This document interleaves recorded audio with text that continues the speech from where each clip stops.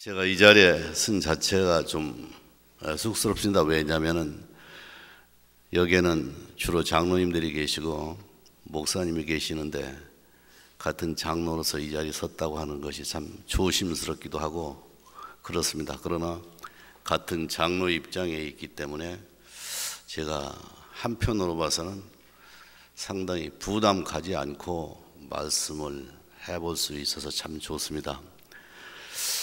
저를 이 자리에 부른 것은 제가 오면서 생각해 보니까 한 3가지 정도의 이유가 있어서 저를 부르지 않았나 생각합니다. 제일 첫 번째는 저는 3대째 장로고 3형제가 장로고 36세 제가 장로가 되었습니다.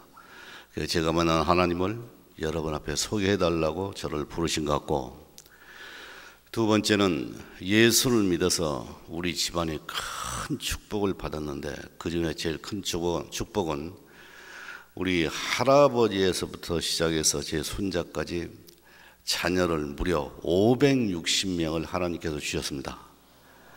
그런데 그 560명이 숫자도 많지만은 그 560명이 다 예수를 영접하고 한 사람도 빠짐없이 예수를 믿고 복을 받았으니 그 축복을 하나님께 아무리 크게 얘기해도 다 할 수 없을 정도로 큰 축복을 받았습니다. 그래서 축복받는 비결을 우리 같은 장로 입장에서 말씀해 달라고 저를 부르신 것 같고, 마지막 3번째는 제 나이가 이제 70세가 다 돼가는데 인생을 살아보니까 기쁘고 즐거운 때가 참 많았지만은 제가 때로는 너무나 힘들고 너무나 어려워서 장로였던 제가 제 장로라는 직분을 잊어먹고 하나님께 원망도 하고 너무나 힘들어서 하나님이 진짜 살아계신 것이 맞습니까? 하나님이 살아계시면 어째서 제 기도를 들어주시지 않습니까? 하고 저는 하나님 앞에 그렇게 항의하고 했던 그런 시절이 있었습니다.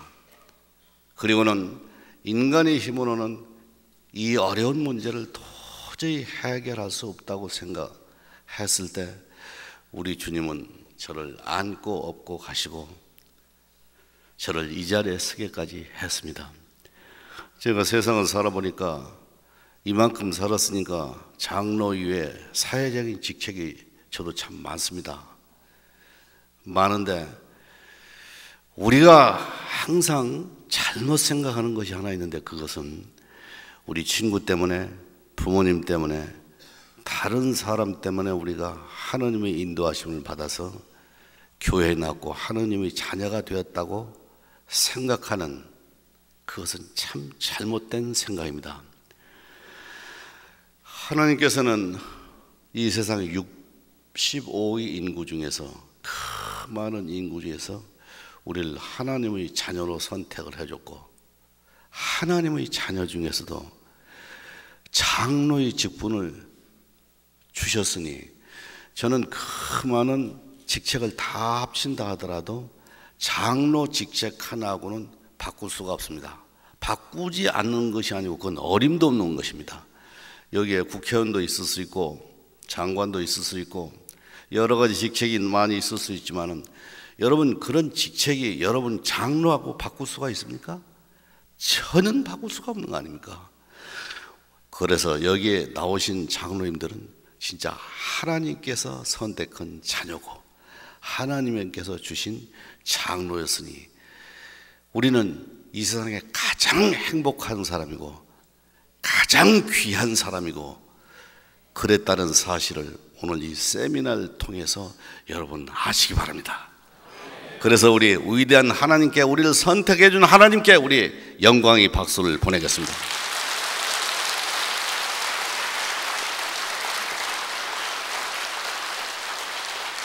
(1945년 8월 15일) 해방이 되기 전까지 저는 충청남도 태안이라는 곳에 살았습니다. 우리 아버님과 어머님은 농사를 짓는 농부였기 때문에 해가 뜨면 밭에 나가서 들에 나가서 모를 심고 벼를 베고 보리를 뱄던 그러한 부모님이었습니다. 그 뙤약볕에서 하루 종일 일하시다가 저녁에 돌아왔을 때 전기가 없는 호롱불 밑에서 우리 자녀가 6이었기 때문에 8 식구가 저녁을 먹고 그렇게 지냈던 평범한 그런 가정이었습니다. 어느 날 우리 아버님과 어머님은 비록 우리는 배우지 못하고 그래서 이 농사를 짓고 있지만은 우리 자녀 6남매만은 우리가 어떤 고생을 한다 하더라도 초등학교, 중학교, 고등학교는 보냈으면 좋겠다 이렇게 생각을 하셨다는 거예요. 그래서 우리 아버님이 괴나리 보찜을 짊어지고 무작정 걷기를 시작했는데 우리가 살 수 있는 집은 자동차가 다니는 신장로가 있는 그런 곳, 기차가 다니는 기찻길이 있는 곳, 그런 데서라도 살았으면 좋겠다 해서 걷기 시작을 하는 거예요. 낮에는 산길, 밤에는 그 산에서 주무시면서 사흘 밤낮을 걸어서 갔던 곳, 그곳이 바로 신장로가 있고 기찻길이 있는 곳이었습니다. 아, 됐다. 이제는 저기에 가서 집을 사야 되겠다. 이렇게 생각하고 그 산에서 짚고 있던 지팽이를 하늘에 던지면서 하나님, 저는 하나님을 알지 못하고 교회를 다녀본 적이 없습니다. 그러나 이번 한 번만 저희 집을 사야 되겠는데 하나님이 가르쳐 주십시오. 그러면서 지팽이를 던지시고 나서 그 지팽이 끝을 향해서 가겠습니다. 아, 모세도 아니고 아론도 아니었는데 우리 아버님이 그러셨다는 거예요. 그래서 그 지팽이 끝을 향해서 걷기 시작하는 것이 거기서 얼마 떨어지지 않는 대천이라는 곳에 가셨고 그 대천에 집을 하나 샀는데 그 대천 전체 군에 교회가 딱 하나밖에 없었는데 그 교회가 대천 감리교회였습니다. 옛날에는 교회 십자가가 일정 시대이기 때문에 있는 것이 아니고 가정집하고 똑같았습니다. 그러니까 가정집인지 교회인지를 알지 못하고 집을 샀는데 그 앞에 저희 집을 사게 된 거예요. 누가 전도를 하고 인도를 해서 우리는 그 교회를 간 것이 아니고 바로 그 집 앞에 있었기 때문에 우리는 교회 마당에서 뛰어놀고 그러다 보니까 자연적으로 그 교회를 8 식구가 다니기 시작했습니다. 한 번 만난 예수님을 우리 집은 참 열심히 교회를 다녔습니다. 8.15 해방이 되고 나니까 거기에는 중학교가 생기고 고등학교가 생겼는데 저는 대천 농업고등학교 축산과에 입학을 했습니다. 농업고등학교는 2개 과가 있는데 하나는 농과인데 농과는 농사를 짓는 곳이기 때문에 그것은 우리 아버님 어머님 직업이 농업이니까 거기는 가기 싫고 선택한 것이 축산과였습니다. 축산과는 돼지를 기르고 소를 기르고 닭을 기르고 이런 것이 축산과 아닙니까? 어느 고등학교 2학년 주일 예배를 보는데 우리 담임 목사님이 저한테 일생의 가장 충격적인 설교를 하시고 있었습니다. 그 설교 내용은 크리스찬은 꿈을 가져야 된다는 거였어요. 꿈. 요셉을 봐라, 모세를 봐라, 아브라함을 봐라. 꿈을 갖지 않았느냐? 불가능하게 보일지 모르지만은 그러나 꿈을 가졌을 때 하나님이 함께 하시면 그 꿈을 이루어 주신다는 거예요. 저는 고등학교 2학년 때 진짜 가난한 고등학교 2학년이었던 저는 너무나 그 말씀에 충격을 받았습니다. 예배를 마치고 돌아오는 길에 자그마한 공동묘지가 있었는데 저는 집에를 가지 않고 그 공동묘지에 누워서 저는 생각을 했습니다. 꿈. 그러나 저처럼 축산과를 다닌 제가 꿈을 가져야 그게 무슨 꿈을 갖겠습니까? 막연했지만 그러나 저는 하나님께 기도를 하면서 하나님 꿈을 주십시오. 우리 목사님이 그렇게 말씀하지 않았습니까? 그때로 와서 전혀 상상할 수 없는 그러한 꿈을 갖게 되었습니다. 오늘 이 자리에 참석하신 여러 장로님이나 여러분이 귀한 자녀들한테 지금부터 말씀한 것을 여러분이 꼭 전달해 주시기 바랍니다. 저는 첫 번째 꿈이 박사가 되고 교수가 되는 꿈이었습니다. 옛날에 한 면에 한 대학생이 하나만 있어도 그 면은 잘 나가는 그러한 면이었습니다. 그런데 제가 건방지게도 박사가 되고 교수가 되는 꿈이었습니다. 절대적으로 이루어질 수 없는 그런 꿈이었지만은 저는 첫 번째 그 꿈을 갖게 됐습니다. 두 번째는 그곳에 제일 높은 사람이 군수였었습니다. 군수가 월급도 제일 많이 받고 군수가 직책도 제일 높고, 그런데 그곳에 은행이 하나 생겼는데 은행원의 월급이 군수 월급보다 더 많이 받는다는 거예요.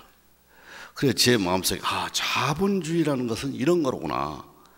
그래서 저는 하나님, 제가 우리나라에 큰 회사가 한 세쯤 있는데 그게 삼성과 LG와 한전입니다. 그때는 현대, 선경 이런 회사라는 거 있지도 않았습니다. 그때 이 큰 회사의 사장이 제가 되게 해주세요. 그게 사실 말이나 되는 얘기입니까? 그러나 저는 두 번째 그런 꿈을 갖게 됐고, 세 번째는 이 두 가지가 다 이루어진다 하면은 하나님, 저는 100개의 교회를 짓게 해주세요. 그렇게 세 가지 꿈을 갖게 되었습니다. 여러분, 박사가 되고 교수가 된다, 저희 입장으로 봐서는 전혀 불가능한 것이었습니다. 왜? 축산과는 일주일에 45시간 수업을 받는데 그 중에서 15시간은 소를 기르고 돼지를 기르고 닭에 뉴캐슬 주사를 놓고 그렇게 실습하는 거예요. 수학은 2차 방정식 이상 배운 적이 없고, 영어는 30개 과학 중에서 10개 과학 이상을 저희는 공부를 해본 적이 없습니다. 나중에 제가 성가대장까지 했었지만 저는 음악 시간을 한 번도 저는 배워본 적이 없습니다. 그런 학교였습니다. 그런데 거기에서 제가 박사가 되고 교수가 된다, 그건 3살 먹은 애가 들어도 그건 웃을 수 있는 얘기인데, 아무튼 저는 그렇게 하게 됐고, 그 다음에 그 큰 회사의 사장이 된다. 그때까지 서울을 한 번도 와보지 저는 못했습니다. 고등학교 다닐 때 서울 한 번도 와보지 못했고, 저뿐만 아니라 제 친구들도 그때는 서울을 한 번도 와본 사람이 없어요. 옛날에 그런 시절이었습니다. 그런데 제가 박사가 되고 교수가 된다, 그건 진짜 영어로 얘기하면 impossible, 아주 불가능한 그런 거였습니다. 그래도 저는 그 꿈을 가졌습니다. 세 번째는 8.15 해방이 되고 나니까 가정 같은 그 집이 교인 수가 늘어나니까 교회를 짓게 했는데 돈이 있어야 짓죠. 그래서 아주 어린 나이에서부터 목사님까지 결정을 했는데, 우리가 우리 교회를 짓자. 그러니까 우리는 주일학교를 다니면서도 집에서 큰 보자기에다가 강가에 가서 자그마한 돌들 이렇게 다 주워가지고 둘러매고 예배를 보러 올 때는 그놈 갖다가 그 교회 앞에다 퍼놓는 거예요. 그게 저뿐만 아니라 모든 교인들이 다 그러는 거예요. 봄이 가고 여름이 가고 가을이 가고 그 추운 겨울에도 그렇게 해서 2년 동안 우리 교인들이 그 교회를 지었을 때 우리는 너무나 감격스러웠습니다. 그래서 그때 담임 목사님이었던 고은의 목사님이 단상에서 마지막 클라이막스에서 헌당 예배를 보는데 설교를 하게 되었습니다. 여러분, 그렇게 유치하게 말씀하셨던 그 목사님이 이 단상에 올라와서 분명 무슨 말씀을 하실까 하고 다 쳐다보고 있는데 이 목사님이 아무 말씀을 안 하시는 거예요. 1분이 가고 2분이 가고 3분이 갔어도 한 말씀을 안 하는 거예요. 우리들이 다 집중을 해서 보니까 그 목사님은 눈물을 흘리고 있었습니다. 너무나 감격해서 눈물을 흘리고 있었습니다. 4분이 가고 5분이 가도 한 말씀도 하지 못하고 그 목사님은 내려오시고 말았습니다. 저는 지금까지 살아있는 동안 선생님이나 교수님이나 정치가나 많은 분들한테 심지어 미국 대통령의 취임사까지도 들어봤지만 제 마음을 그렇게 울렸던 그러한 연설을 저는 한 번도 들어본 적이 없습니다. 한 말씀도 하지 않았던 담임 목사님이 울고 있던 그 모습이 저를 너무나 감동스럽게 만들었습니다. 제 어린 마음에 나는 앞으로 박사가 되고 교수가 된다면 그 나를 위해서 살고 그 다음에는 나는 교회를 개척하고 지겠다. 그것도 하나가 아니고 나는 100개의 교회를 하겠다. 저는 그렇게 생각을 했습니다. 아마 그때 제가 그런 세 가지 얘기를 했을 경우 제가 말을 해서 듣는 사람들은 저보고 아마 돌았다고 그랬을 거예요. 저는 그러나 그 다음부터는 52년 동안 저는 그걸 행동에 옮기기 시작을 했습니다. 제일 첫 번째는 기도입니다. 기도는 참 평범하게 들리는 우리 크리스찬들이 들리는 얘기 아닙니까? 그런데 여러분 한번 들어보세요. 저는 예수를 믿고 나서 성지순례를 3번 갔다 왔습니다. 제일 첫 번째는 너무나 이스라엘과 이집트와 요르단과 시리아 이런 데를 가보고 싶었습니다. 그래서 호기심 때문에 한 번 갔다 왔고, 두 번째 갔다 온 것은 이 성령에 나타난 베데스다 연못, 갈릴리 호수, 이게 너무너무 공부하고 싶었고 이 성경과 비교해 가면서 성경 공부를 하고 싶었어요. 그래서 저는 두 번째 갔다 왔고, 세 번째 갔다 왔을 때 저한테 강하게 어필하는 한 단어가 있었는데 그 단어가 광야였습니다. 여러분, 광야는 알다시피 풀 한 폭이 없습니다. 나무도 없습니다. 물도 없습니다. 그런 광야가 왜 저희 마음을 그렇게 감동적이게 했겠습니까? 여러분, 다윗은 진짜 보잘것없는 그러한 사람이었습니다. 그는 광야에서 보이는 것이 하늘이었습니다. 하늘을 향해서 그는 하나님께 기도를 했습니다. 하나님께 기도를 하고 또 기도를 했습니다. 그때 하나님은 다윗을 향해서 뭐라고 했습니까? 다윗은 내 마음에 합한 자라고 그랬습니다. 여러분, 하나님 앞에 이렇게 칭찬받을 수 있는 그건 다윗의 기도였습니다. 여러분, 이 성경에 나타난 위대한 지도자들 한 사람 한 사람 한번 생각해 보세요. 아브라함, 모세, 엘리야, 예수님, 세례요한, 사도 바울, 그 위대한 지도자들은 광야에서 시험을 거쳐서 온 기도를 통해서 하나님을 만났습니다. 우리 장로님이 된 것은 기도를 통해서 우리는 하나님을 만나야 되고, 그렇게 하나님을 만났을 때 일반 교인들한테 그렇게 영향을 주는 겁니다.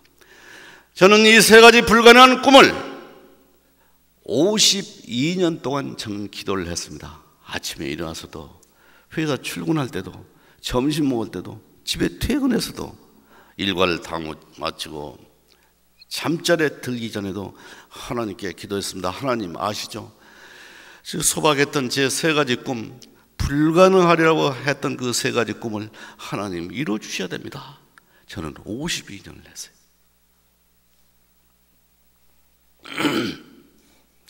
그렇게 해서 이 세 가지 꿈을 하나하나 이뤄나가기 시작하는데, 두 번째 제가 행동으로 옮겼던 것은 저는 우리 어머님의 신앙의 유산이었습니다. 어느 누구도 자기 부모님을 존경하고 사랑하지 않는 분이 있겠습니까마는 저는 우리 어머님과 아버님을 너무나 존경하고 사랑을 합니다. 우리 아버님은 초등학교를 나왔고 우리 어머님은 초등학교를 나오지 못한 분이었습니다. 그 왜 그렇게 존경을 하느냐? 우리 아버지과 어머님은 새벽 4시에 일어나서 예수를 알고 나서부터는 세수를 하고 나가서 새벽마다 새벽종을 아버님은 쳤습니다. 장로가 됐을 때도 새벽종을 쳤습니다. 우리 어머님은 그 추운 겨울 샘물에다 물을 퍼가지고 걸레를 받아다 목사님이 설교하시는 강대상을 닦고, 그리고 나서는 바닥을 20분이고 닦았습니다. 그리고 나서 우리들이 와서 새벽 기도를 할 때 거기에서 기도하라고 그렇게 했는데, 정말 돌아가시기 전 얼마 전까지 우리 어머님은 젊은 여자 집사들한테 그걸 넘기질 않고 그분은 그렇게 하셨습니다. 그 다음 얘기는 제가 이렇게 간증 무슨 뭐 다른 말씀한 것은 저는 1년밖에 되지 않았습니다. 저는 옛날에는 그렇게 한 적이 없습니다. 저는 회사가 많고 일할 일이 너무 많았기 때문에 저는 그렇게 한 적은 한 1년 됐는데, 1년 동안에 진짜 다른 데 가서 한 번도 얘기하지 않았던 그 얘기 내가 하나 하겠습니다. 제가 6.25 사변 때 국민학교 5학년이었습니다. 대천에서 인민군이 쳐들어온다니까 대천에 있는 뒷산이 있는데 672m 있었고, 그 산을 넘어서 또 한 산을 넘어서 그 계곡에 들어가서 숨어 있었습니다. 이틀이 지나고 나니까 너무 궁금하고 대천에 인민군이 들어와 있는지 안 들어와 있는지를 잘 모르겠더라고요.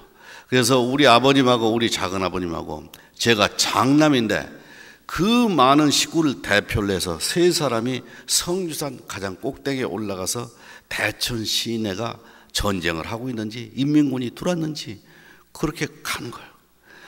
가시 거기를 올라가가지고 꼭대기까지 거기 가는데 어디서 느닷없이 비명소리가 나는 거예요. 손들어 타는 거예요. 그래서 국민학교 5학년이니까 제가 얼마나 무서웠겠습니까? 이게 손을 탁 드는데 그 앞에는 두 사람이 있었는데 두 사람이 꿇어앉으라는 거예요. 꿇어앉았습니다. 손을 올리라는 거예요. 손을 올려. 그게 어디서 왔냐는 거예요. 이 대천 시내에서 왔다. 그게 왜 왔느냐? 전쟁이 나서 무서워서 피난하러 여기 왔다. 그랬더니 손을 내리라고 하는 거예요. 여러분, 역사를 통해서 배웠겠지만 대전에 미국이 뛴 소장이 포로로 져가지고 대전에서 포로로 잡혔는데 그 전투에 참가했던 경찰들이 두 사람이 패전을 해가지고 차량 산맥을 통해서 계속 이게 오는 거예요. 그러다가 그 산 꼭대기에서 도망가다가 우리를 만난 거예요. 저희 보고 하는 얘기가 여기 있으면 더 무섭고 곧 인민군 500명이 여기 올라올 테니까 빨리 산을 내려가는 거예요. 그래서 이제 감사하다 했는데 우리한테 부탁을 하는 거예요. 첫 번째 부탁은 우리는 계속 산길을 왔기 때문에 신발이 다 떨어져 가지고 착이 없는 거예요. 그러니까 신발을 신었지만 전부 맨발이나 마찬가지인 거예요. 그 신발을 달라고 하는 거예요. 그러니까 우리는 물론 맨발이 되지만은 그 신발을 줬습니다. 그분들한테. 그리고 나서는 감사하다면서 부여 쪽을 향해서 뛰기 시작을 했습니다. 저희는 그분이 말씀을 듣고 우리 가족들 같이 다시 해가지고 내려오는데 사건은 거기에서 일어났습니다. 진짜 저 앞에서 저 멀리서 인민군 500명이 올라오는 거예요. 그때 우리 짐 속에는 어느 누구도 막론하고 전부 성경과 찬송이 가지고 있었는데 인민군이 그걸 본다면 보나마나 우리는 총살을 당할 게 뻔했습니다. 그래서 급하게 서둘러서 진짜 바위 밑에 그걸 파고 그 성경과 찬송을 묻기 시작을 했습니다. 여러분, 그 묻으면서 그 심정이 어떠했겠습니까? 그걸 흘름 묻고 나오는데 인민군들하고 만나게 됐습니다. 그분들이 우리 가방을 뒤지진 않았습니다. 그리고 피해서 내려왔을 때 우리들 마음새는 살았다는 안도감이 하나 있었고, 하나는 우리가 그렇게 소중히 여겼던 성경책 찬송가를 묻고 온 우리들의 믿음이, 진짜 우리는 크리스찬이 맞는가? 우리는 진짜 예수를 구주로 영접했는가? 누구 하나 말은 하지 않았지만 너무나 마음속에 그런 회개의 기도를 하면서 회개의 눈물을 흘리고 있었습니다. 그런데 적어도 한 30몇 명이 됐었는데, 다 갖다가 거기다 묻었는데 딱 한 사람 보따리 속에서 성경과 찬송이 나왔습니다. 그것은 우리 어머님의 보따리 속에 찬송과 성경이 나온 겁니다. 우리 어머님은 이 찬송과 성경을 가지고 생명을 걸고 그것을 지켰던 것입니다. 나는 그 장면 이후 그걸 볼 때마다 우리 아버님과 우리 어머님이 그렇게 존경스럽고 그랬습니다. 그때 주일날 낮과 주일날 저녁, 수요일날 3번에 걸쳐서 예배를 보는 거예요. 그는 다른 날은 교회를 가지 않잖아요. 그러니까 우리는 그 예배만 갖고는 너무 부족해서 밤마다 등잔불을 켜놓고 예배당을 가지 않는 날은 가정예배를 받습니다. 가정예배를 볼 때 우리 아버님은 성경을 읽어줬고 우리 어머님은 항상 기도를 했는데, 어떤 중요한 날이면은 우리 어머님은 6남매를 앉혀놓고 몇 번이고 그 신앙의 유산을 말씀해 주신 거예요. 제일 첫 번째는 아무리 바빠도 주일 성수를 해라. 내일 학기말 시험을 보고 중간 시험을 본다 하더라도 주일 성수를 해야 된다. 둘째는 하나님과 담임 목사님의 말씀에 순종하고, 내가 혹시 먼 훗날 장로가 된다 하더라도 교인들을 잘 섬겨야 된다. 그것이 두 번째 말씀이었습니다. 세 번째 말씀은, 우리는 비록 농사를 짓기 때문에 그때마다 11조를 계산할 수 없지만은 가을에 제일 먼저 익은 열매는 하나님께 바치고, 그리고 수확이 끝나면은 11조를 계산해서 그것을 꼭 11조 헌금을 해야 된다. 이 세 가지였었습니다. 저는 하여튼 하나님께서 그렇게 축복을 해 주셔가지고 지금 회사가 10개가 되었습니다. 국내에 5개, 해외에 5개입니다. 우리는 상해에도 공장과 회사가 있고, 연태도 있고, 미국 디트로이트도 있고, 카자흐스탄에도 있고, 우리나라 안산, 인천, 부평, 서산, 군산, 그렇게 공장과 회사가 쭉 있는데, 해외에 나가서 출장을 갔을 때 가능하다면 저는 주일날 맞춰서 돌아가지고 예배를 보려고 하는데, 낮 예배 못 보면 저는 저녁 예배라도 보려고 그 스케줄을 저는 그렇게 짜서 주일 성수를 하려고 그렇게 저는 항상 스케줄을 짜고 냈었습니다. 두 번째, 하나님과 담임 목사님에게 순종하라.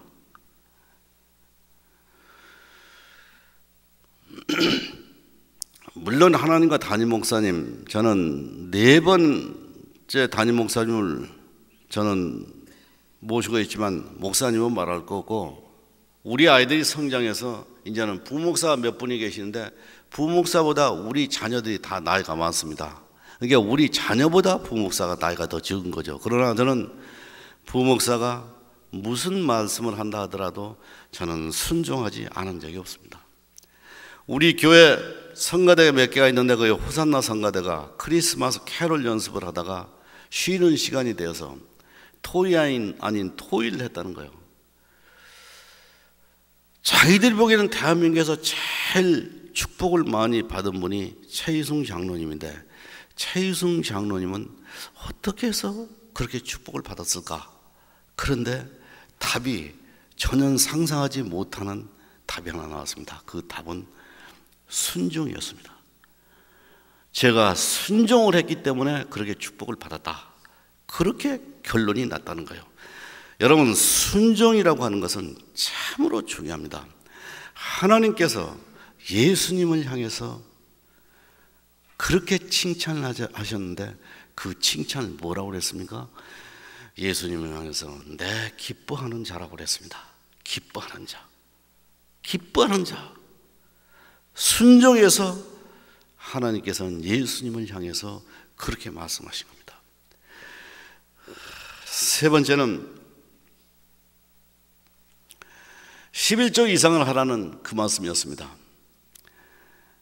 제가 가난했던, 또 축산과를 다녔던 제가 어떻게 서울에 있는 좋은 고등학교 나온 학생들한테 경쟁을 해서 제가 이길 수 있겠습니까? 그런데 그것은 인간의 생각이었습니다. 저는 6남매가 다니기 때문에 대학을 갈 수가 없었고, 저는 장학금을 받지 않고는 대학을 갈 수가 없었습니다. 그때 대학에 장학금을 제일 많이 주는 데가 세 군데가 있었는데, 하나는 전남 광주에 있는 조선대학교 감유장학생이었었고, 두 번째는 숭실대학 UCC 장학생이고, 세 번째는 건국대학교의 성신의 장학생이었습니다. 거기서 1등, 2등을 하면은 4년 동안 학비를 면제 받을 수가 있었습니다. 그런데 시골 축산과 학생이 말이죠, 그 시험을 보지 않고는 갈 수가 없기 때문에 저는 그 세 군데 시험을 다 봤습니다. 봤는데 여러분, 어떻게 그런 기적이 일어납니까? 저는 조선대학교 감유장학생도, 숭실대학교 UCC 장학생도, 건국대학교 성신의 장학생도 저는 다 합격을 했습니다. 이것은 말이죠, 아무리 얘기해도 설명할 길이 없는 거예요. 그래서 저는 조선대학교는 시골이니까, 숭실대학교는 단과대이기 때문에 저는 건국대학교 가게 됐습니다. 저는 4년 동안 면제를 받았고, 하숙비가 8,000원 할 때 매달 25일이면 저는 11,000원씩 받게 되었습니다. 그래서 대학을 다니는데 저는 걱정하지 않고 다니게 되었습니다. 그 학교 앞에 교회 하나가 있었는데 그건 천막교회고 그것이 화양감리교회였습니다. 제가 48년 동안 서울에 와서 다니는 교회입니다. 저는 천막교회였지만은 그 교회에서 열심히 봉사를 했습니다. 중고등부도 제가 만들었기 때문에 초대 교사고, 청년부도 제가 만들었으면 초대 청년회장이고, 음악 시간을 1시간도 공부를 하지 못했던 저였지만은 8명으로 성가대를 조직했는데 제가 화양감리교회 초대 성가대장을 하게 되었습니다. 그렇게 열심히 하다 보니까 진짜 월급만 안 받았지 전도사님 이상으로 저는 열심히 했습니다. 그런데 한 가지 이루어질 수 없는 것이 있는데, 옛날에는 우리 장로님들이기 때문에, 여기 젊은 장로님들은 제 얘기를 잘 이해를 못할 거고, 연세가 어느 정도 되신 장로님들은 다 제 말을 이해할 수 있는데, 옛날에는 헌금을 할 때 이 헌금채가 이렇게 있어가지고, 헌금채를 가지고 이렇게 내게 있는 모든 걸 주께 바치네 하는 찬송을 부르면서 헌금을 이렇게 걷고 다니는 거예요. 맞죠? 근데 그 헌금채가 제 앞에만 오면은 참 곤혹스러운 거예요. 이게 돈이 없으니까 헌금을 할 수 없고, 그렇다고 손만 넣다 뺄 수도 없고, 그때 제일 좋은 방법이 눈을 감는 거예요.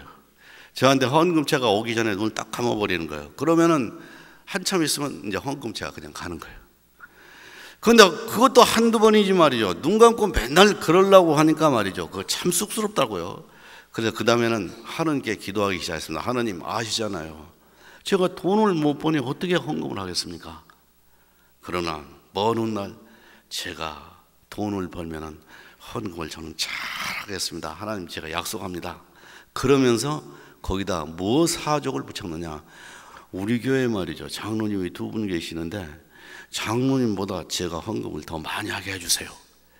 하여튼 헌금을 돌릴 때마다 저는 그 장로님 얘기를 했어요. 2년 동안 그렇게 했어요. 그런데 2년 지나고 나니까 말이죠, 이상한 얘기가 들리는 거예요. 한 40세쯤 되는 청년이 있었는데 그 청년이 동대문 시장에 장사를 해가지고 그 청년이 말이죠, 헌금을 장로님보다 더 많이 한다는 거예요. 아, 장로님보다 더 많이 할 수도 있잖아요, 이게. 그래서 그 다음부터 기도는 어떻게 했느냐? 지금까지 기도한 건 하나님 취소고요. 저 청장년에 있는 분보다 제가 더 많이 하게 해서, 이게 우리 교회에서 제일 많이 하게 해달라 그 얘기 아니에요. 2년 동안을 그렇게 했어요. 그러니까 4년 졸업하더라고요. 그리고 나서 군대 2년 갔다 와가지고 시험을 봤는데 삼성그룹, 은행, 옛날에는 은행도 참 좋은 직장이었습니다. 은행, 그 다음에 고급 공무원, 그렇게 시험 3군데를 봤는데 그때는 하도 취직시험이 어려우니까 그게 붙을지 안 붙을지도 모르잖아요. 그 시험은 3개를 봤는데 4월 달에 제대해가지고 6월부터 8월 달 2달 동안 3번을 봤는데 여러분 진짜 거기에서 또 기적이 났습니다. 군대 갔다 온 사람이 시험을 봤는데 아는 것만 시험이 나는 거예요. 그래가지고 삼성에도 합격하고 은행에도 합격하고 공무원 시험도 합격하고 저는 3군데 했는데 옛날에는 말이죠, 그 3군데를 합격하니까 일간지 신문에 5군데에서 제 이름이 신문에 났어요. 즐거운 고민 해가지고 어디를 선택할 건가. 옛날에는 그렇게 3군데 합격하면 신문에 날 그런 세상이 있었다니까. 이래봬도 제가 신문에 났던 사람입니다. 근데 다른 분이 저보고 기업을 선택하는 게 좋겠다. 그래서 제가 가는 것이 삼성이었습니다. 근데 삼성은 예나 지금이나 월급을 많이 주는데 첫 월급을 받아가지고 와서 보니까 제가 얼마나 기뻤겠습니까? 이제는 11조 헌금을 할 수 있잖아요. 그래서 그 봉투에서 세가지고 11조를 딱 해놓고 보니까 그 두 장로님 생각이 나는 거예요. 그래서 이게 11조였구나, 안 되겠다. 10에 2조를 떼어놓고 보니까 장로님보다 많을 것 같더라고. 그런데 거기까지는 좋았는데 이제는 그 40대 청장년 그 사람이 제일 헌금 많이 한 그 사람 생각이 나는 거예요. 그래서 10에 3조를 제가 띈 거 아니에요. 이게 10에 3조를 첫 월급에서 제가 헌금을 했습니다. 그런데 10에 3조를 그렇게 하라는 게 아니고 저는 첫 월급에서 10에 3조를 했는데 평생 동안 10에 3조 이하를 한 번도 한 적이 없어요. 물론 지금은 저는 10에 1조만 가지고 먹고 살아도 저는 먹고 사니까 나머지 것 갖고는 전부 하나님 위해서 전부 쓰니까 지금은 뭐 얘기할 것도 없고, 하나님께서는 말이죠, 그러신 하나님이에요.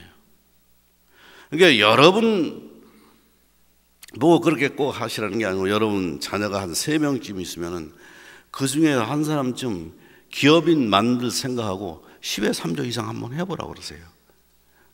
하나님께서 그렇게 축복을 하신다는 거예요. 그렇게 축복하신다는 거예요. 이렇게 해서 저희 어머님이 저희들한테 얘기했던 3가지 신앙의 유산을 저희들은 성경 다음으로 귀하게 여기고 그놈을 실천에 옮기고 또 실천에 옮겼습니다. 제가 3가지를 행동에 옮겼다 했는데 마지막으로는 죽게 하듯 하라, 골로새서 3장 23절입니다. 아무튼 텔레비나 신문 하시는 분들이 저한테 인터뷰하러 와서 어떻게 해서 기업이 그렇게 성공을 했냐, 그렇게 보는데 그걸 다 대답할 수 없고 한 가지 갖고 할 수 없지만 하나 분명한 것은 골로새서 3장 23절을 저는 평생 동안 실천에 옮기기 시작을 했습니다. 여러분, 성경에 있는 그대로입니다. 무슨 일을 하든지 죽게 하듯 하고 사람에게 하듯 하지 말라. 여러분, 그건 겸손이 있고 거기는 사랑이 있고 거기는 평안이 있고, 하여튼 그것을 실천에 옮긴다 할 것 같으면은, 실천에 옮긴다면은 그건 승자가 될 수 있고 그건 성공할 수가 있습니다. 저는 여기 타고 제 차를 운전하고 온 기사가 34년을 저하고 같이 일을 하고 있습니다. 34년을 같이 일하고 있습니다. 저는 제 아내와 같이 여기 왔는데 저는 결혼한 지 40년이 됐는데 제가 쓴 책 죽게 하듯 하라 읽어보고 다른 분들이 다 다른 것은 어그리 이해를 하는데 한 가지는 이해를 못한다고 기자들이 그러는 거예요. 그게 뭐냐면 저는 결혼한 지 40년 했는데 40년 동안 제 아내하고 한 번도 싸우지 않았다고 그 책에 썼습니다. 그건 이해가 안 된다는 거예요. 여러분, 장로가 거짓말한 거 봤습니까? 그 원동력은 죽게 하듯 하랍니다. 제 아내를 생각할 때 저는 사람으로 생각하지 않고 저는 주님 대하듯 저는 하고 있습니다. 그것은 아내를 대할 때, 아내는 남편을 대할 때, 부하 직원을 대할 때, 부하 직원은 윗사람을 대할 때, 목사님을 대할 때, 목사님은 교인을 생각할 때, 자기가 희생하겠다고 생각하는 그런 마음을 가지고 한다 할까하면 거기에 분쟁이 있을 수 없습니다. 그 회사는 무조건 성공할 수 있습니다. 그걸 실천해 옮기면. 저는 책이라고 건 써본 적이 없는데 한 1년여 전에 죽게 하듯 하라, 그것이 인터뷰한 것이 신문에 실렸고, 신문에 실리니까 한국뿐만 아니라 중국, 미국까지 하도 책으로 만들어달라서 제가 만든 게 아니고 국민일보 자매 출판사에서 만드는 것이 여러분 1년 동안에 25세를 인쇄를 했습니다. 그건 놀랄만 하지 않습니까? 25세 25번을 인쇄를 했다고. 이게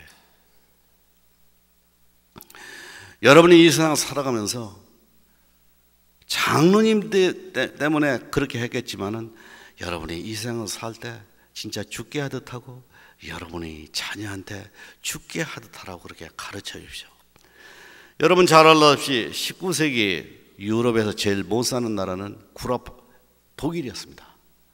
독일이라는 나라가 경제학적으로 얘기하면은 봉건 제도가 제일 늦게 무너진 나라였습니다. 하여튼 제일 못 사는 나라인데 그때 철혈제상 비스마르크가 나타나서 정치를 하기 시작했습니다. 비스마르크가 정치를 다 끝나고 났을 때 독일이 유럽에서 제일 잘 사는 나라가 되었습니다.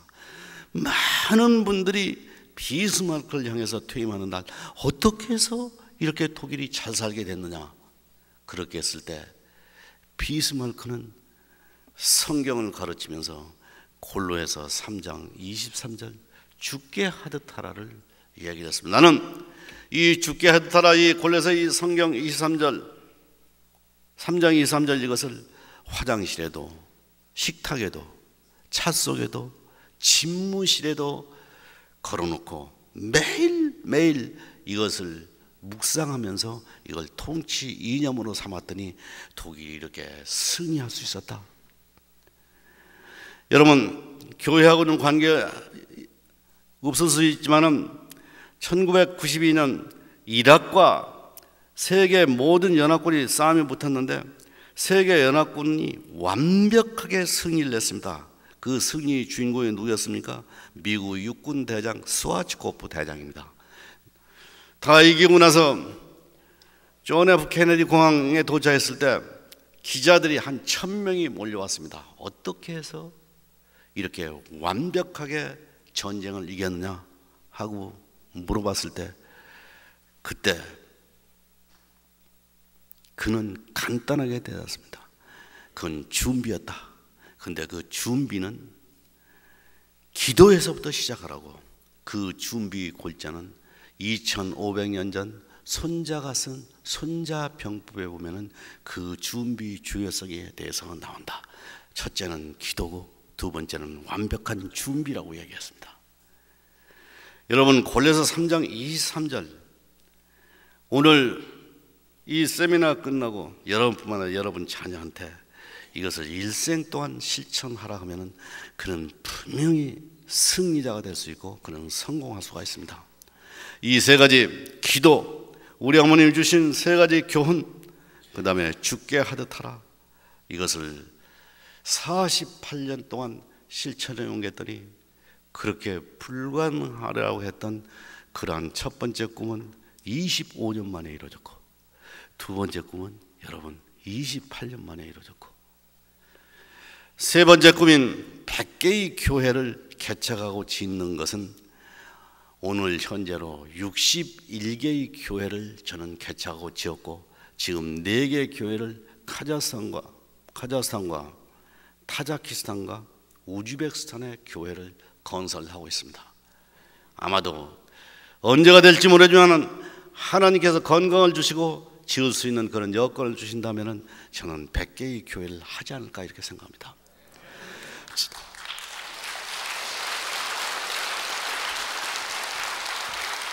제가 이 두 가지 박사가 되고 교수가 되고 큰 회사 사장이 되게 해달는데 큰 회사는 10개의 회사를 경영한 저는 회장이 됐잖아요.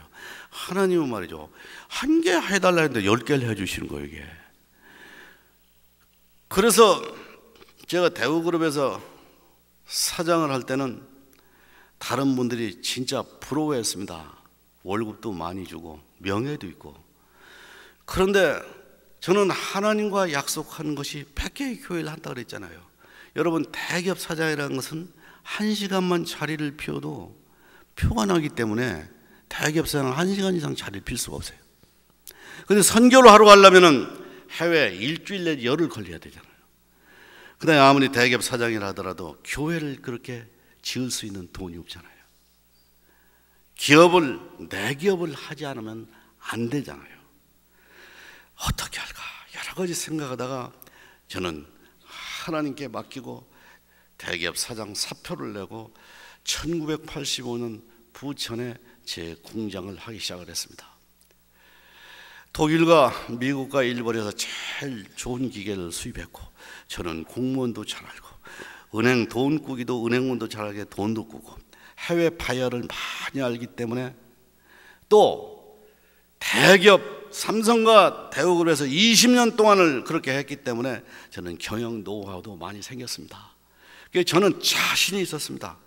그런 거와 마찬가지로 그 돈 번다고 하는 것이 그렇게 쉬울 수가 없더라고요. 그래서 진작 나와서 그렇게 할 걸, 그런 생각을 했습니다. 그런데 1년이 다가기 전에 10개월 된 1986년 7월 달에 저한테는 엄청난 시련이 닥치기 시작을 했습니다. 새벽 1시에 전화를 받았는데 부천에 있는 우리 공장, 물론 지대가 좀 낮은 삼정동에 있었지만 또 내려간다는 거예요. 공장이 또 내려간다는 거예요. 그럴 리가 없다. 그러나 새벽에 잠을 깨가지고 거기 왔을 때 이미 걸어서 공장까지 고속도로에서 200m밖에 안 되는데 거기까지 들어갈 수가 없어요. 거의 헤엄치다시피 해서 거기까지 갔을 때 비가 너무너무 많이 와가지고, 부천이 생긴 이래 100년 만에 최고로 오는 비가 오게 됐습니다. 오후 새벽 6시까지 갔을 때 여기다 책상 놓고 제가 의자를 놓고 제가 섰는데 여기까지 찼습니다. 그러니까 반제품 제품 모든 것이 다 떠내려 가버리고 20년 동안 삼성과 대우에서 머슴 살았던 거, 은행에 빌렸던 돈, 저는 다 떠내려 가버리고 저는 알거지가 되었습니다. 이게 알거지가 아니라 빚진 알거지가 되었습니다. 저는 너무나 서글펐습니다. 어떻게 해야 좋을지도 저는 알 수가 없었습니다. 아무것도 없는 게 아니라 저는 빚쟁이가 된 그런 사람이었습니다. 전 참 그러다 보니까 진짜 나중에는 울다 눈물도 안 나오더라고요. 근데 10시쯤 되니까 말이죠, 이제 6시 이후는 물이 빠지기 시작했는데 저 멀리서 말이에요, 우리다가 구두를 이렇게 이고 이 옷을 두루두루 이렇게 말아가지고 어떤 사람이 오는데 우리 공장으로 이 사람이 오는 거예요. 그 한참 기다리고 봤더니 그 물을 헤치고 들어왔는데 그 친구는 내가 그렇게 죽게 하듯 했던 김성중이라고 하는 친구였습니다. 그런 나를 보더니 나를 부둥켜 하고 그렇게 슬피 울기 시작했습니다. 저는 눈물이 다 말랐기 때문에 울 기력도 없었습니다. 누구를 저주하고 누구를 원망하고 할 수 있는 힘도 없었습니다. 그렇게 울다 그런 내 어깨를 안고, 우리가 기업을 하다 보면은 이런 일을 당하지 않았는데 하필이면 네가 이렇게 당했느냐. 그러나 확실한 것은 너는 다시 일어날 수 있어. 너는 다시 일어날 수 있을 거야. 그러면서 봉투 하나를 주는 거예요. 그 봉투를 열어보니까 여러분 놀라지 마십시오. 22년 전에 1억 원짜리 자기압수표였습니다. 지금 금액으로 따지면 얼마나 될지 모르는데 그는 그 봉투를 주고 너는 다시 일어날 수 있어. 일어날 수 있을 거야. 그러고 가버리는 거예요. 나는 그가 하늘이 보내준 구원의 천사라고 생각했습니다. 나는 직원들을 모아놓고 우리는 다시 일어날 수 있다. 우리는 구원의 천사가 왔잖아. 그래서 다시 일어나는 것이 남동공단의 데이테크라고 하는 회사입니다. 여러분 시간 있으면 데이테크를 한번 보면 이런 속에서 만나준 하나님이 이렇게 축복을 해주셨구나. 인터넷 한번 들어가 보시면 여러분 알 수 있는데, 제가 20년이 지난 어느 날 그때 일이 생각나서 제가 일기책을 이렇게 떠들어 보니까 거기에는 이렇게 써 있었습니다.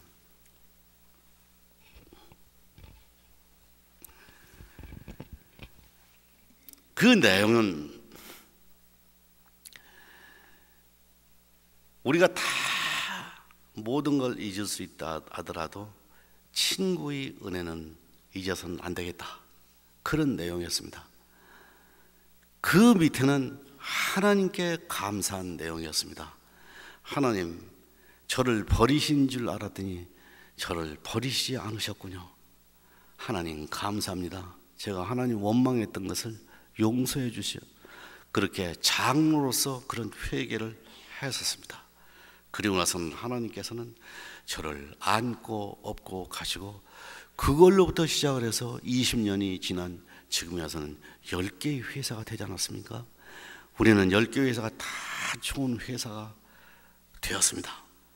그래서 저는 하나님의 은혜를 참 잊을 수가 없었습니다. 그렇게 해서 하여튼 잘 커가는데 몇 년이 되니까 그 공장 갖고는 도저히 안 돼서 제가 천안에 땅을 많이 이렇게 잡아가지고 공장을 짓기 시작했습니다. 한 개 공장을 짓고 또 한 개 공장을 짓고, 이제는 7일만 일주일만 있으면은 이게 준공식을 거치고 보험을 든다고 그랬는데, 이번에는 말이죠, 천안이 생긴 이래 최고의 태풍이 오기 시작했습니다. 그런데 이게 불이 전기 합성이 되니까 여기서 저기서 이게 동시다발적으로 불이 붙었는데, 저는 불이 났다고 그래서 말이죠, 인천에 있으면서 그 조금 다 끝날 줄 알았어요.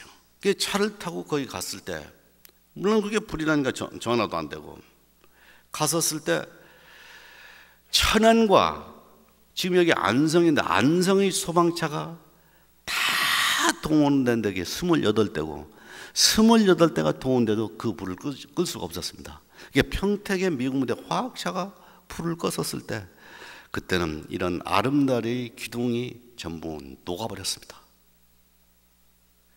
여러분, 그것을 지을 때 얼마나 은행에서 돈을 많이 썼고, 진짜 생산도 생산해보지 못하고 준공도 해보지 못하고 보험도 안 들어 그 상태 제가 어떻게 되겠습니까? 그러나 저는 차를 타고 가면서 나는 이번에는 울지 않는다. 나는 사장이잖아. 직원들이 아무리 울어도 내가 울었을 경우는 안 되잖아. 나는 입술을 깨물고 또 안 울겠다. 그러고 내려갔는데 우리 간부들이 제 바지가랑을 붙들고 그렇게 슬피 우는 거예요. 너무나 슬피 울어가지고 저도 모르는 사이에 저는 주저앉고 말았습니다. 저도 울기 시작을 했습니다. 그렇게 울기 시작하다 드디어는 저는 하나님 앞에 대들기 시작을 했습니다. 하나님 진짜 살아계신 게 맞습니까? 하나님이 살아계신다면 어째서 제가 이렇게 돼야 됩니까? 제가 그렇게 죄가 많습니까? 제가 주의를 안 지켰습니까? 제가 11조를 안 했습니까? 하나님, 왜 내가 이렇게 돼야 됩니까? 저는 하나님 앞에 막 대들기 시작을 했습니다. 그때 정신이 거의 이상에 가까운 발광을 하는 저에게 하나님의 세미한 음성이 들리기 시작을 했습니다. 사망의 음침한 골짜기로 다닐지라도 해를 두려워하지 않는 것은 주께서 나와 함께 함이라. 주의 지파기와 막대기가 나를 안위하시나이다. 저는 일생 동안 살면서 제가 힘들고 어려웠을 때 여호수아 1장 9절을 외우면서 저는 위안을 받는데, 내가 되게 병한 것이 아니냐, 너는 강하고 담대하라, 놀라지 말라, 두려워하지 말라, 주 여호와 하나님이 너와 함께 함이라 하시니라. 저는 미국에 가면서 미국의 프로펠러가 2개가 있는데 프로펠러 하나가 고장이 나고, 언제 이 프로펠러가 고장이 나면 태평양에 떨어질 수 없는 그런 순간에도 나는 함께 하시는 하나님께 기도를 하고 있었습니다. 그때마다 나는 두렵지 않았습니다. 죽는 게 두렵지는 않았습니다. 그렇게 하나님께서 그런 음성을 주시는 거예요. 저는 벌떡 일어났습니다. 일어나서 직원들 보고 여기를 수습해라 그러면서 전혀 이해할 수 없는 저는 행동을 하기 시작했습니다. 이 회사를 짓는데 제일 빚이 많은 사람부터 골라라 했더니 32명이 뽑혀졌고, 여관을 하나 얻어놓고 32명을 저는 10분 간격으로 만나기 시작을 했습니다. 저는 있을 수 없는, 객관적으로 봐서 저는 완전히 망했고 있을 수 없는 얘기를 저는 하기 시작했습니다. 나는 다시 일어나겠다. 그리고 하나님의 음성을 들었다. 1년만 기다려달라. 누가 봐도 그것은 될 수가 없고 딱을 맞고 몽댕이로 맞을 수 있는 얘기를 저는 하기 시작했습니다. 그런데 거기에서 기적이 일어났습니다. 그 32명을 다 만났을 때 아침 6시가 됐습니다. 그런데 이 32명이 전혀 안 되려고 했던 그 32명이 한 사람도 빠짐없이 똑같은 대답을 하는 거예요. You are Christian. 너는 예수를 믿는 사람이었잖아. 첫 번째입니다. 두 번째, 너는 장로였잖아. 그 두 번째입니다. 세 번째, 너는 삼성에서 대우에서 사장까지 한 사람이 우리 거래선 우리를 향해서, 그래도 너는 우리 대상이었었고 우리의 영웅이라고 볼 수 있었던 당신이 우리를 대할 때 당신은 우리를 주께 대하듯 진짜 예수님을 대하듯 너는 해줬잖아. 우리를 하나도 차별하지 않고 너는 항상 우리를 그렇게 대해줬잖아. 그러면서 이제는 우리가 당신을 그렇게 대하겠다. 그러는 거예요. 여러분, 장로라고 하는 것이 말이죠, 우리가 장로이기 때문에 어떤 때는 별거 아닌 것 같지 모르지만 우리 장로라고 하는 것은 이렇게 귀한 거예요. 우리 장로님 되시는 여러분, 우리 다 같이 하나님께 영광의 박수를 보내겠습니다.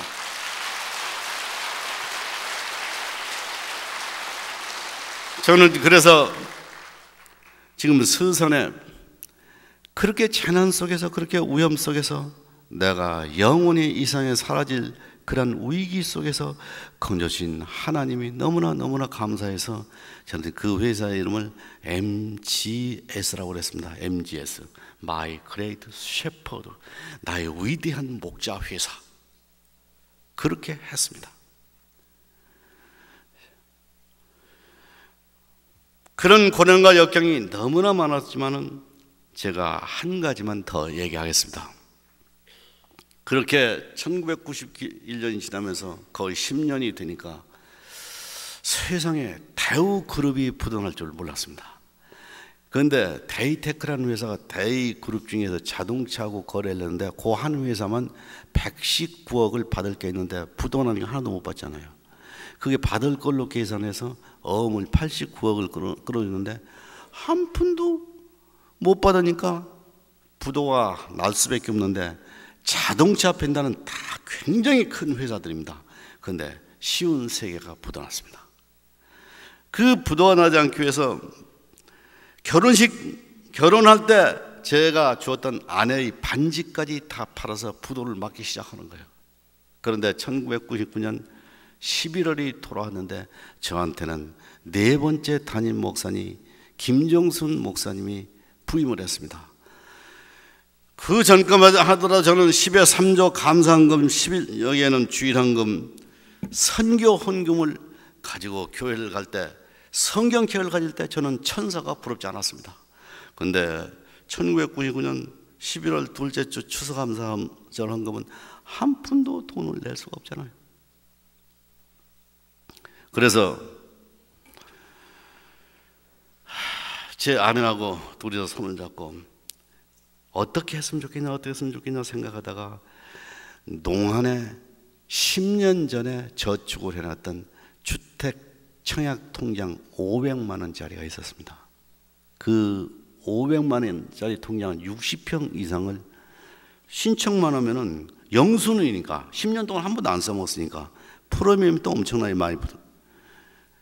그것을 추수감사 헌금으로 마지막 박차, 사렙박 과부가 마지막 빵을 구워 먹고 자살하려고 했던 그때 엘리야가 왔듯이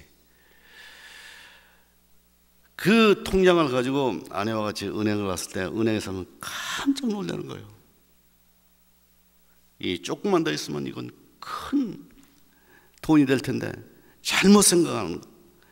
그러나 저희들은 그거보다 우리는 더 중요한 데 쓸 때가 있다 해가지고 그걸 찾아서 전액을 1991년 두 번째 추수감사절 헌금으로 저희는 드렸습니다. 시간이 없기 때문에 제가 더 길게 얘기할 수 없지만은 그렇게 추수감사절 헌금을 드리고 난 저희에게 하나님의 놀라운 축복이 있기 시작했습니다. 이건 전혀 상상을 할 수가 없는, 소설책을 꾸며도 그렇게 할 수 없는 그런 기적이 일어났는데, 아크그룹, 여기 기업하는 장로님들이 있으면 알지만 아크그룹 전 세계 178개의 공장과 회사를 가졌는데 전 세계 금융의 최고 주자가 아크그룹인데, 아크그룹의 아라키 회장이 조선호텔에 와서 저를 만나자더니 자기들이 돈을 내겠고 기술 제휴해서 회사를 만들자는 거예요. 미국의 인티어 그룹에서 탐 사장이 들어와가지고 거기는 260개의 회사가 전 세계에 있는데 그 대표가 와가지고 저한테 합작 회사를 해서 돈을 반반 대고 기술을 도저히 상상할 수 없는 기술을 대면서 회사를 만들자는 거예요. 그리고 우리는 광고하지도 않는데 해외에서 그게 바이어가 몰려들기 시작한 거예요. 지금 말씀한 것이 말이죠. 거기에 뭐 하여튼 여러 가지 사연이 있었지만은 인티어도 아크도 모든 것이 다 돼서 대이 인티어 만들어진 지가 몇 년 되지 않지만은 그것도 인터넷 들어가면은 세상에 몇 년밖에 안 된 놈의 회사가 이렇게 잘 될 수 있을까? 놀랄 수 있을 정도로 그렇게 하느님이 축복을 해주시는 거예요. 참으로 하나님의 은혜나 이건 놀랄만하다는 거예요. 그런 역경과 고난 속에서 저를 건져주시더니 제가 1991년부터 저는 선교를 하기 시작했습니다. 여러분은 평신도 중에서 제일 제사장인 장로 아닙니까? 선교를 할 때 다른 분들 여러 사람들이 필리핀이나 이런 인근을 할 때 저는 바울은 터키 다소에서 출생해서 전도를 할 때 제일 처음에는 아시아로 하려 했는데 하나님께서 환상을 보여주셔가지고 서쪽으로 가라 그랬잖아요. 마게도니아, 예루살렘, 로마. 저는 뭐 그런 사도 바울하고 이렇게 그런 게 아니고 저는 제 나름대로 사도 바울의 태어난 다소의 동쪽을 저는 하기 시작해야 되겠다. 그래서 저는 스리랑카를 했고, 스리랑카는 95%가 불교인데 지바나대학 교회를 만드는데 5번을 때려부셨는데, 여러분 놀랍게도 5년 전에 그때 그렇게 고난을 받으면서 처음으로 스리랑카에 한국의 교회를 만들었는데 그 교회가 5년 전에 강기정 선교사가 들어왔는데 그 교회가 말이죠 15개 교회가 됐다는 거예요. 여러분 우리 하나님께 영광의 박수를 보내겠습니다. 하나님은 그러신 분입니다. 하나님은. 한 가지만 더 얘기하고 시간이 됐기 때문에 제 얘기를 끝내겠습니다. 제가 61개의 교회를 다 사연이 있지만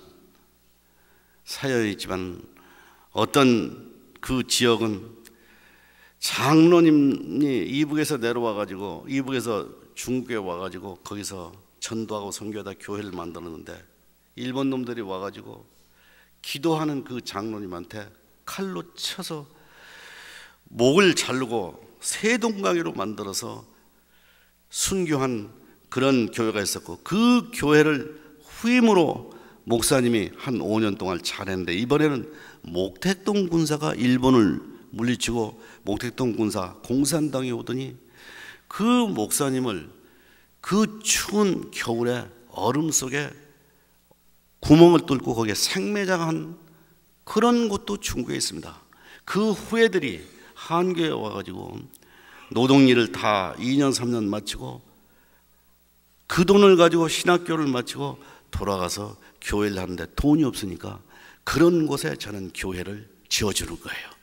그런 사연이 있는, 다 그런 사연이 있는 데를 가면서 이제 하는데, 제가 브루나이 10단 정읍파 교회 하나만 제가 말씀드리겠습니다. 저는 제대로 10단 정읍파 교회를 짓고 싶었습니다. 왜? 거기는 99.9%가 이슬람입니다. 한국에 교회가 없습니다. 그래서 크게 교회를 짓게 해달라 하나님께 그렇게 기도를 했는데 진짜 하나님께서 제 기도를 들어주셨습니다. 그래가지고 그 교회를 하겠는데, 제가 1996년 건국대학교 총동문회장, 회사가 많으니까 오늘은 여기 내일은 저기 이렇게 다니면서 그렇게 일하고 36살에 장로가 되었으니까 제가 얼마나 바쁘겠습니까? 하루에 3시간 이상 잠을 못 자잖아요. 새벽 1시에 잠이 들었는데 그 이튿날 일어나려고 보니까 저는 일어날 수가 없었습니다. 저는 과로로 쓰러졌고 저는 중풍이 걸렸습니다. 아무리 해도 낫질 않고 진척이 없었습니다. 그러나 저는 10단 정읍파 교회를 꼭 저는 진짜 뭐에 우선해서 걸려서 개청 예배를 보고 싶었는데, 그런데 4개월 반 만에 목발을 짚고 부축해서 갈 수가 있었습니다. 제가 간다 그러니까 담임 목사님, 제 아내, 제 딸 다 나서 저를 부축해서 갔는데, 거기는 낮에 개청 예배를 보면 손 잘려지고 발 잘려지는 거예요. 비행기를 타고 가고 강을 건너고 산을 넘고 밤 11시에 예배를 보는데, 그 예배를 보는 게 말이죠, 진짜 제가 진짜 천사의 기분을 제가 이해하겠더라고요. 그렇게 감동적이더라고요. 1시간 동안 그렇게 아름다운 예배를 끝났을 때 저는 진짜 그 병이 재발을 했습니다. 이게 원래 중풍은 재발하면 이제 약이 없잖아요. 끝이잖아요. 걔가 오늘 저녁 자고 나면 혹시 나겠지 하고 아침 자고 일어났는데 이제는 더 모질하는 거예요. 전혀 움직일 수가 없는 거예요. 그래서 저는 담임 목사님하고 제 아내하고 제 딸한테 이렇게 얘기했습니다. 나는 한국에 돌아갈 수가 없다. 무작정 담임 목사님과 제 딸하고 다 거기 있을 수 없고, 그랬더니 담임 목사님이 여기는 의사도 없고 아무도 없다. 저는 거기서 죽겠다, 저는 죽겠다, 그런 얘기 아니겠습니까? 그때 넷이서 진짜 울면서 부흥회를 하기 시작했습니다. 찬송을 부르고 기도를 하고 찬송을 부르고, 천부여 이제없어 손들고 옵니다. 주나를 박대하시면 내가 어디 가리까? 내 죄를 씻기 위하여 피 흘려 주시니 곧 회개하는 마음으로 주 앞에 옵니다. 주 앞에 옵니다. 그 찬송이 그렇게도 제 가슴을 울릴 줄 몰랐어요.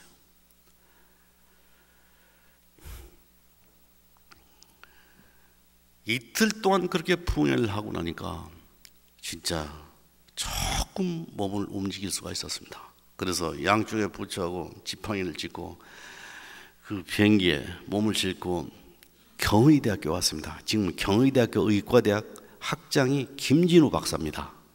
그 양반이 제 지주인데 저를 보더니 진짜로 뭐 의사가 봤을 때는 한심하지 않겠어요? 옛날엔 청진기를 가지고 진찰하는데 이렇게 보면 말이죠, 요새는 전부 피검사, 막 MRI 촬영, CT 촬영 전부 그러잖아요.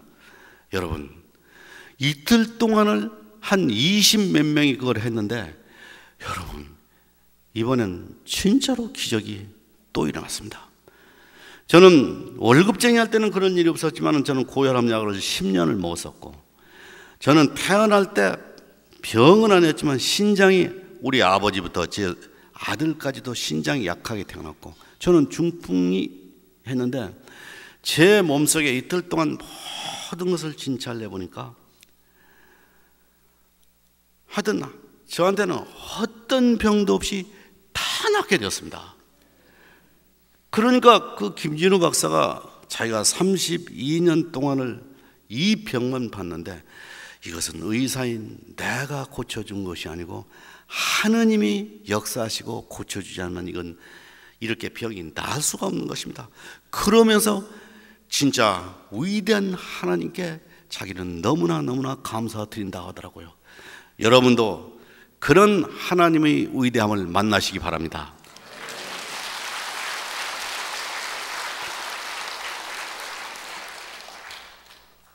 아무튼 제가 70이 될 때까지 장로로서 만난 하나님을 어떻게 이 자리에 다 얘기하겠습니까? 그러나 하여튼 저한테 주어진 그 시간에서 장로님들한테 해당되는 얘기만 이렇게 얘기했습니다.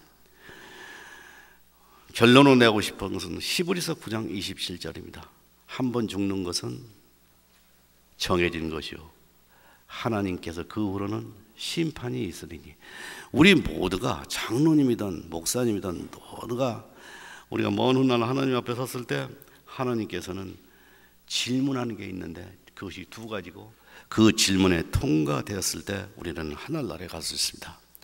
내가 보내준 예수 그리스도와 함께 너는 이 세상에서 무엇을 했느냐? 그것을 하나님께서 여러분한테 묻습니다. 그리고 여러분은 탤런트가 있다. 그릇이 크고 적은데 그 탤런트를 가지고 예수님을 위해서 어떤 일을 했느냐, 그것을 하나님께서는 꼭 물어보신다고요. 물론 여기에 계시는 장로님들은 모두가 다 그 대답에서 만점으로 대답을 할 수 있을 겁니다. 힌트 하나는 사도행전 1장 8절, 오직 성령이 너에게 임하면 너희는 권능을 받고 예루살렘과 온 유다와 사마리아 땅 끝까지 이르러 내 증인이 되라. 그건 마태복음에도 있고 마가복음에도 있고, 마태복음은 all nations, 마가복음은 all the world, 사도행전 the end of the earth, 땅 끝까지. 우리 장로님들 오늘 여기 400~500명 이렇게 모이셨는데, 이 세미나 끝날 때까지 항상 은혜 가운데 계시고, 오늘 제 말씀을 통해서 할 수 있으면 여러분이 히브리서 9장 27절에 있는 말씀을 여러분이 실천해 옮겨서 먼 훗날, 진짜 먼 훗날 100개의 교회를 제가 다 개척했을 때 한번 더 초청해 주시고, 그리고 먼 훗날 히브리서 9장 27절대로 우리는 하늘나라에 가서 승리한 우리 삶이 되기를 간절히 바랍니다. 여러분 감사합니다.